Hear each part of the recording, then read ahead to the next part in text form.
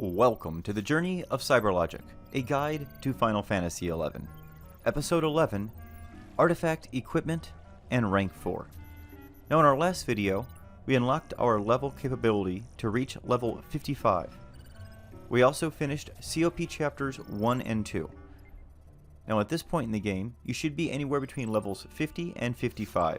We are 55 in a particular playthrough right here. This means it is now time to acquire your artifact armor, and how it's not very useful in its present state for most jobs. You will definitely need access to this armor later on in the game, as once it's upgraded to level 119, it will definitely be some of the best equipment in the game for many of your jobs. Now the 6 quests that you'll go through for your artifact equipment will be different for each job, but similar between the jobs. So as you see the ones that I'll do here for Ninja, the NPCs and such that you'll speak with will be different, but many of the tasks you'll be completing will be very similar when completing the artifact quest on other jobs. Now in the case of our particular walkthrough here in the Journey of CyberLogic, we're of course on Ninja. That means we're going to head to Norg and speak with Ryoma to get our first piece of artifact equipment, which for all jobs is a weapon, so therefore it's going to be a pair of katanas. Now after speaking with Ryoma, he will send us through a series of NPCs we're going to need to speak with back in Bastuk in order to progress the quest before we can get to the final part of the quest, which involves defeating 2 notorious monsters in the Tepa Desert. One thing I did want to note, that during this first ninja quest, you will often trigger the opening cutscene for Chains of Promethea 3.1 if you have progressed to that point in the chapter like we have done here. This is just fine.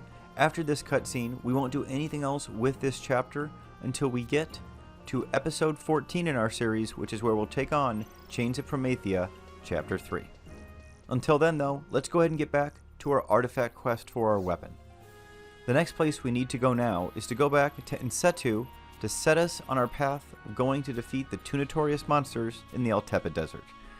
Now, the Tepa Desert is more than likely a place you've not been yet, and I would find the easiest way to get there at this point in time would simply to use the Unity Warp to the eastern Tepa Desert.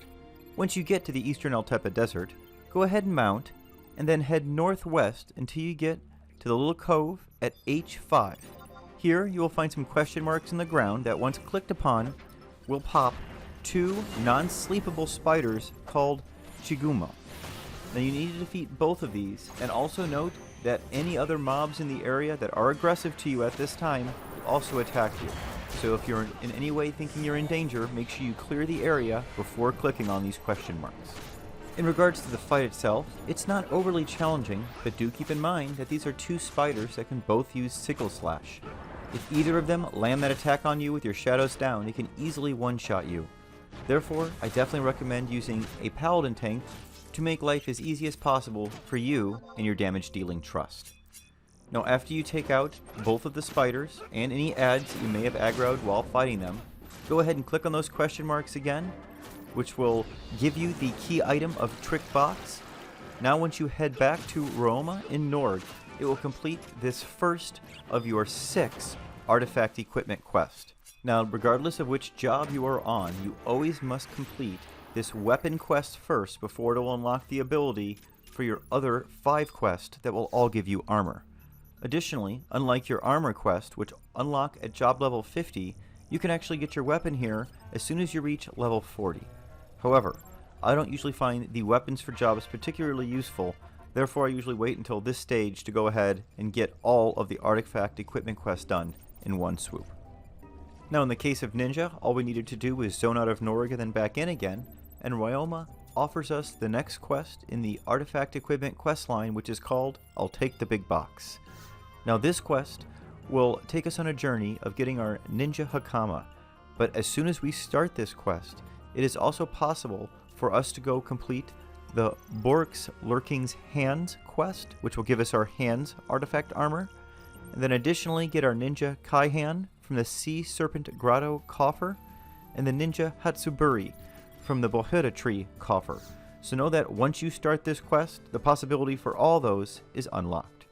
Now as part of this I'll Take the Big Box quest, they're going to send you to a new zone called Rabo, which is actually right off of western Tepa Desert. So to get there, you want to use the same Unity warp you did to get to eastern Tepa Desert, and then mount until you find Rabo just to your north. Now once here, you're going to need to speak to Leodarin here, who you're going to need to trade an oak pole to. So make sure you acquire that for Sparks from the Sparks NPC before coming here. Now after trading him that oak pole, you're going to need to wait to the next Vanadil day before he will give you the next part of the quest. So what I suggest you do now at that time is to head back to your starting nation and speak with the courier vendor Moogle. And you're going to want to go to the keys section and buy a key for each of the 2 zones that have your artifact armor in them. So for Ninja, we're picking up a Sea Serpent Grotto coffer key and a Bahoyda Tree coffer key. Armed with the keys for your artifact equipment, go ahead and use Unity Warp to get to the 2 zones that have the coffers that have your artifact equipment inside of them. Quickly find those coffers and open them with the proper keys, and you can usually get each of your coffers done in about 5 to 10 minutes each. Make sure you save yourself the time and go on the BG Wiki page to look up the maps for the zones that you'll be going into, as those maps on those pages are marked up with all of these spawn locations for the coffers, making your job substantially easier. Now when we got to Sea Serpent Grotto, I actually had a little bit of a hitch, because in order to get to the coffer section of this zone, we need to get past what's known as the Mithril Door. So if you're also doing this on Ninja, make sure you get a Mithril Beast Coin before coming here. Once you get here, go ahead and click on this door several times until you see the message. You find something that looks like mithril dust scattered about the indentation. You can then trade the Mithril Beast Coin to this door. It will allow you through, granting you access to the coffer section. I would recommend using Sneak and Invisible as you run around and look for the coffer that is somewhere in this zone. Now in my example, the coffer happened to be the furthest one and deepest part into the zone, but even then it only took me about 5 minutes to get to. Now after you have both of those coffers open, you should now have 3 of your 6 pieces of artifact equipment, and it's time to get back to that quest that we were waiting for the day to complete on. So you want to head back to Rabo and speak to that same NPC, which will now send you on the next part of the quest. For that part, we'll need to head to the town of Mora. I recommend just simply home pointing there, and then you're going to want to take the ferry to Selbina. Now, you want to make sure that you specifically take the ferry that leaves at night. If you take any of the ones that leave during the day, then the undead boss that you need to fight will not spawn, and you'll have to go all the way back to Mora and try and take the boat again, this time at night. Now, once that night boat does arrive, go ahead and hop on it, and once it departs and you zone into your trip across the sea, make sure you summon your trust before heading up to the deck, because shortly after the boat takes sail, a notorious monster is going to spawn there on the deck that'll be fairly challenging for you to defeat alone, and you'll need your trust assistance to take them out. Do note that if you take too long to engage the boss, that pirates can end up spawning and making your fight substantially more difficult. If for whatever reason that happens, make sure you take the NM and pull him all the way to the back of the ship, where the pirates won't spawn, and you should be safe there to complete your win. Now this is a ghost type mob, which you may not have taken on yet. You're going to do fairly low damage to this type of mob, as will all of the trust that you have availability with at this point in the game. In fact, Valenreal will probably do your best overall damage, since he does solid damage to undead mobs. Due to all this fight is actually going to take a few minutes, but not be overly challenging for you as long as you have a mage that can keep up with the heals for the entire fight. Therefore, I definitely recommend using Yoran Oran for healing during this particular fight, as melee is normally your only other option for beginning players, and that Mithra just doesn't have the MP pool necessary in order to keep up with all the healing of this lengthy fight. In this particular example, I am level 55. If you attempt this right at level 50 when you first get the opportunity to take this quest on, the fight is even more difficult, so make sure you keep that in mind, and if you are having difficulty, go ahead and just wait till you get a few more levels under your belt and it'll be substantially easier. Now after finally defeating Engaukur at the end of this long fight, you're going to be tempted to simply warp home and trying to complete your quest. However, that is not how this quest is completed. Once this fight is finished, you want to make sure that you just stay put here on the boat and that you have 1 inventory slot available. After the 10-minute or so journey all the way to Selbina, you will suddenly zone in right to a cutscene that at its conclusion will reward you with your 4th piece of artifact gear. Just 2 to go. Now the next quest, True Will, I find the most challenging of the artifact quest for Ninja, so you have to kind of use some strategy in order to be able to take it on at this level, as the 3 notorious monsters you take on during this quest will easily shred someone of our level. So to start with the True Will quest, you need to go back to Ryoma in Norg and speak with them. After speaking with Ryoma, they're going to send you to Yotor Jungle, which is more than likely a place you have not been yet in your adventures. Therefore, you won't have an easy way to get there. The best way I found to get there at this early stage is to use the Unity Warp as always, but this time to Utunga Jungle. Now this is the zone right next to Yotor Jungle that you need to go to. You're going to need to mount and travel some ways across the zone of Utunga Jungle to finally get to Yotor. Now on your way from Yotor Jungle, from the southern part to the northern spot where these 3 notorious monsters are going to spawn, you want to make sure to stop by the Yotor Crystal and get the Telepoint Crystal, so that you can be teleported back here in the future, further opening your options for ways to get to this area of the world. Also, make sure you pick up the survival guide along the way. Now once you have made your way all the way to I-7 in the northeast part of Yotor Jungle, you are now ready to spawn the 3 NMs. Make sure you clear the area around the question marks and then click on them. Now you want to make sure that you have shadows up and are completely ready for this, because all of them can hit for hundreds of damage, and the monk especially will counter for hundreds of damage. This means it's going to be incredibly difficult for you to take all 3 of these on at the same time at this point in the game, if not impossible. Therefore, I recommend you go ahead and either head east towards the zone of Den of Rancor, or north towards Ifrit's Cauldron. The reason for this is you want to zone into either of those 2 zones, therefore removing all aggro from you from those 3 bosses. Now they're not going to despawn immediately. In fact, they'll usually stay around for up to 3 minutes, and you only need to defeat one of them in order to successfully complete this quest. Therefore, once you zone, go ahead then zone back into Yotor's Jungle, summon your trust, and carefully try and pick off just one of those bosses that is slowly making their way back to the question marks. If at all possible, I recommend grabbing Kappa Biwa, who is a bard, or Kappa Bones, who is a white mage. The most difficult one to take on is Kappa Akuso, who is the monk, who can counter for high amounts of damage. Also remember, after you summon your trust, you can go ahead and mount and slowly creep your way back towards the notorious monsters and see exactly which ones of them have despawned and where they are at before hopping off. They will not be aggressive to you until you demount yourself, so go ahead and strategically place yourself near just one of them and take them on. Now again, these are incredibly challenging monsters, more than likely the most challenging you've encountered in your days of Final Fantasy XI to date. Therefore, you want to make sure to take them very seriously. Make sure you have your best trust. Definitely have Yoran Oran, because this is going to be quite a long fight, and you're going to need all of that MP and the ability to restore it in order to make it through this fight. Now, as long as you're only fighting one of these, the fight itself isn't overly challenging, and Yoran should be able to easily keep up with the cures. It's just more than likely going to take 4 to 5 minutes. So I'm going to fast forward to the end of this fight, because the rest of it is fairly straightforward, just time consuming. After you finish that lengthy fight, go ahead and click on the question marks again to get the old trick box. You'll now need to return to Ryoma at Norg to get another cutscene before heading to Rabo and speaking with Leodarn again, who will send you on a trek to Kuftal Tunnel. Now before you head there, you want to make sure you head back to the Courier Vendor Moogle and grab a Kuftal coffer key, because inside of that coffer is where the large trick box is that you're going to need to complete this quest. Now Kuftal Tunnel is more than likely another new zone for you, but to get there is quite easy from Rabao. Simply hop on a chocobo on your way out of Rabao, or mount once you've exited the town, and then you'll want to head west along the desert until you enter the entrance of Kuftal Tunnel, which you can find at H4.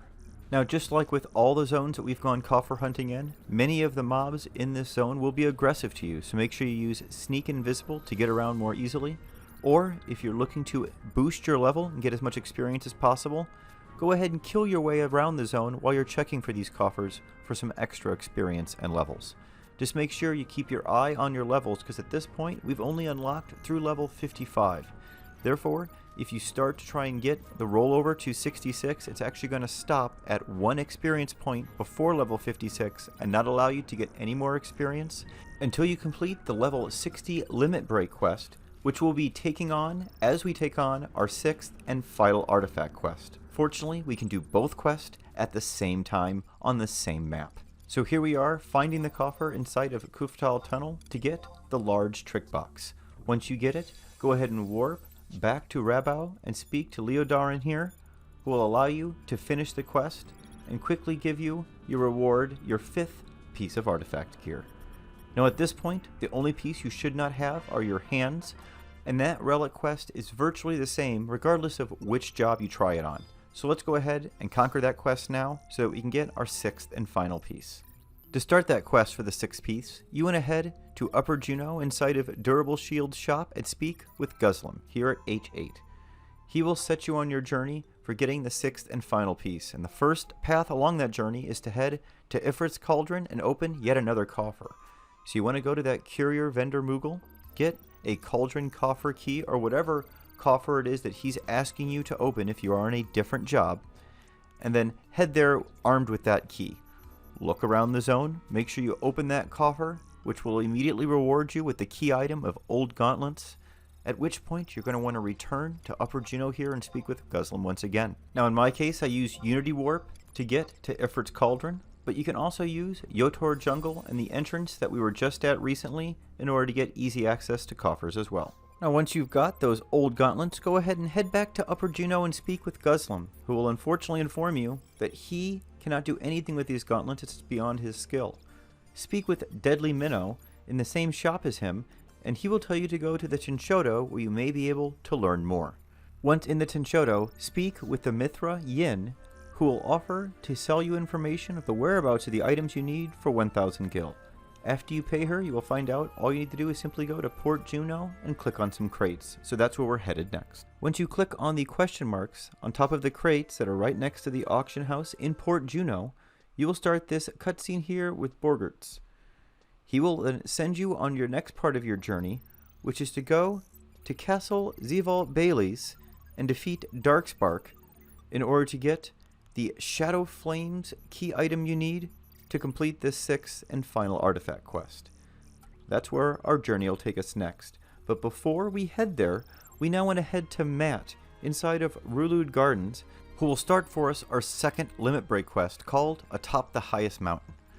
Now this quest can be completed while we complete our final artifact quest, which is why I like to do it at this time.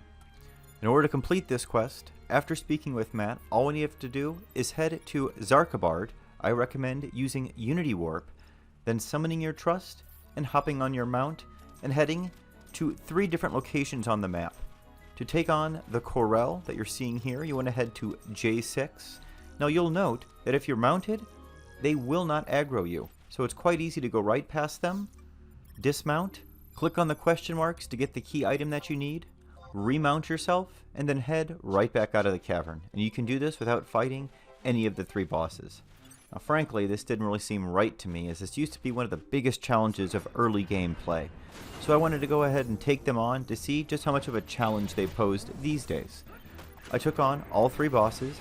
Each of them took 3 to 4 minutes, are not overly challenging, but do a good amount of damage with their AoE magic spells, so make sure you have a good white mage like Yoran Oran to get you through that. Additionally, I will say the Corel is rather evasive. Now after you're done with the Corel, next you want to head to the Tiger, which you can find at I-5. Here you will get the round Frigicite key item, and then we'll be heading to the Borel Hound at G10 to get the triangular Frigicite. Once again, you can either take on both of these bosses at both those locations, or simply mount your way past them and then past them again, entirely skipping the mechanic of needing to take on these bosses as you historically needed to do. After you've got all 3 items, you are all set to go back to Matt and increase your level cap to level 60. But before you do so, finishing with the Hound will put you very close to the entrance to Castle Zeval Bailey's, where we can finish our 6th and final piece of artifact armor. Therefore, after you finish with the Hound at G10, I suggest you head right into Castle Zeval Bailey's there, so that we can finish the 6th and final artifact quest at the same time. Now once you enter the castle, as with all the other previous zones, I suggest you use Sneak and Invisible to get past all of these bosses so that you can get to the central point of this first map.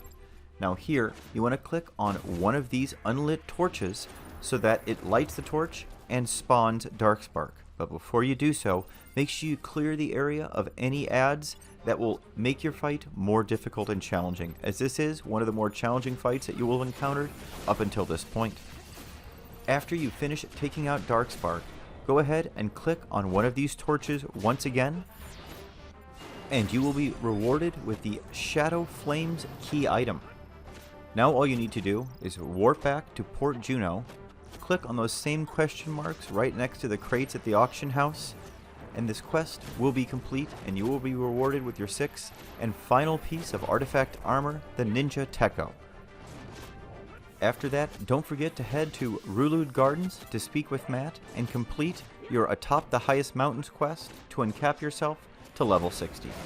We are now ready to progress further in the storyline of Final Fantasy XI, and the next natural place to go to would be the rank 4 mission that is actually the same regardless of which starting nation you are in. Now in order to unlock this mission, you first need to go to one of your gate guards in your starting nation and trade them a number of crystals until your mission meter is all the way full underneath the status part of your menu. After you've seen that, you'll know that you can then go to Rulud Gardens, go to your embassy, and when clicking on your embassy's door is when you will finally be able to start this quest. This means if you plan ahead and trade your crystals previous to this point, then as soon as you finish with Matt unlocking your level 60 capabilities, you can immediately head back through Rulud Gardens to the embassy to click on the door and start your home nation's rank 4 mission. Now unlike previous chapters, there is only a single mission for rank 4 in any of the starting nations. That is because it is such a long mission and there is so much running around involved. Additionally, there's about 30 minutes of cutscenes just in rank 4. Therefore, make sure you have plenty of time set aside to take this one on. If you're interested in seeing all of the cutscenes in their full length, make sure you check out my cutscene videos that will include rank 4 coming next week. Now after you get the key item of the Archducal Audience Permit, you're then going to head into the Audience Chamber, where you will have an audience with the Grand Duchy himself. During your discussions with him, you are introduced to Magicite and the fact that the Beastmen may be using it. You are then sent on a quest to try and discover what it is they are doing with this Magicite and the origins of it. Now after you're completing your cutscene, you will be sent to Lower Juno, into the Tenshodo, where you're supposed to speak with Aldo, where you will acquire the key item, the Silver Bell, which will be needed to complete the quest. Now, after this cutscene is finished, we have several prerequisite quests and other things that need done before we can continue further in our journey in this quest. So let's go ahead and take care of those now. Now the first prerequisite item we need is the Agudo Torch. To get this, simply speak with Peya Sabia at I-8 in Upper Juno, and after that cutscene, then head to Lower Juno inside of Muck Vix's junk shop. Head to the very back of the junk shop and speak with Muck Vix at H9. After doing so, head back to Upper Juno and speak with Peya Saba for yet another cutscene. Now, one last time, head back to Lower Juno and speak with Muck Vix a second time to get the Agudo Torch key item. For the next prerequisite, we need to get a Crest of Devoy. To get this, simply speak with Bodin at G8 in Upper Juno. Make sure before you speak with him that you have a piece of Corel meat. Once you trade that to him, he will automatically give you the item you need of the Crest of Devoy, and you will complete that quest. Now our final prerequisite is definitely the most lengthy, and it will require us to head to Bedeau. Now if your starting nation was Bastuk, it's quite possible you've been here before. However, if it wasn't, then more than likely you have not encountered this zone before. The easiest way for those people to get there is to head to Pashao Marshlands Unity War, and then head east from where the starting location is to get the entrance to Bedeau. Now once you're in this zone, you're going to need to use Sneak and Invisible to go through the different tunnels of the zone till you finally get to this grassy area up above that you're seeing here. Now in this grassy area, you're going to need to defeat 2 notorious monsters for 2 drops. The first is the De Vu Headhunter, who will drop the Kuftal charm, and the second is the Go Bu Gascon, which will drop the Kuftal Augury shell. Make sure you click on the survival guide when entering this zone, as we will need to get back here later on in this quest, and this will allow an easy transport to do so. After you've taken out both of these notorious monsters, you will want to head back to the Tenshodo in Lower Juno to speak with Satal Mansal. You will want to trade him both the Kuftal charm and the Augury shell in separate trades, and each will reward you with a key item that will help you progress and finish this quest. Now after you have finished this part right here, we have all the prerequisites done so that we can finish the rest of the rank 4 mission. So now what we need to do is go to east of the 3 Beastman strongholds, Devoy, Castle Ostroja, and Bordeaux. And that's the order I recommend you go to them in as well. Devoy you can usually finish in just a few minutes. Castle Ostroja will normally take 15 to 20 minutes, and Bordeaux again will usually only take a few minutes. Here we are at the first Beastman stronghold in Devoy. Here you want to make sure you go to G7, where you'll find 2 orcs that are normally easy prey at this point in the game. Quickly take them out, which will allow you to click on this gate here and allow you easy passage into the cave. Now once inside the cave, there are no mobs to defeat, so you don't need to worry about summoning your trust. You just want to work your way through the cave until you find your way to this Magicite. Once you click on it, it will trigger a fairly lengthy cutscene, upon which completing, you will be done with the Devoy part of this mission. You'll next want to head to Castle Ostroza. Now in order to get there, I recommend using Unity Warp to the Marif Mountains, to where you can then head northeast to get to Castle Ostroza. Now once you're in the castle, go ahead and summon your trust as you make your way through. Know that when you finally get to this door, only one of these 2 levers is going to open it. The other one's going to open a trapdoor underneath you.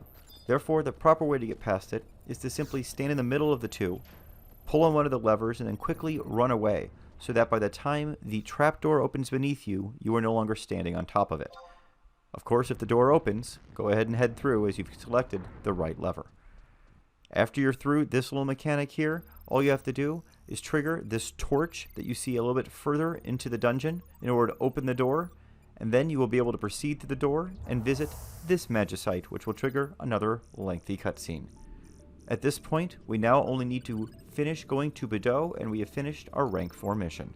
So that's where we'll head next.